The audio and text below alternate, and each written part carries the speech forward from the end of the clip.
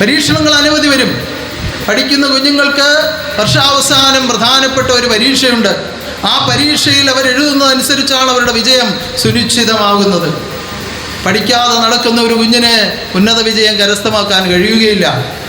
അപ്പോൾ അറിയിക്കുന്ന അറിവുകളെ സ്വീകരിച്ച് അണുവിട തെറ്റാതെ പാലിച്ച് ജീവിക്കുന്നവർക്ക് ഈ പരീക്ഷണങ്ങളിലെല്ലാം നിസ്സാരമായി കടന്നു പോകാനുള്ള കരുത്തുണ്ടാകും, വിജയിക്കാനുള്ള പ്രാപ്തി ഉണ്ടാകും.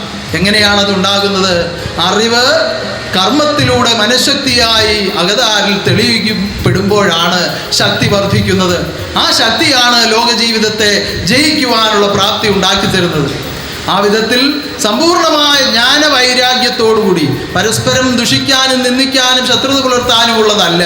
ജ്ഞാനവൈരാഗ്യം, മായയെ ജയിക്കണമെന്നുള്ള തീവ്രമായ ആഗ്രഹം, മായയെ ജയിക്കണമെന്നുള്ള തീവ്രമായ നിശ്ചയം, അതാണ് ജ്ഞാനവൈരാഗ്യം. ആ വൈരാഗ്യത്തോടുകൂടി ലോകത്തിൽ ജീവിതം ചെയ്യുവാൻ ഓരോരുത്തരെയും ജഗദീശ്വരൻ അനുഗ്രഹിക്കുമാറാകട്ടെ.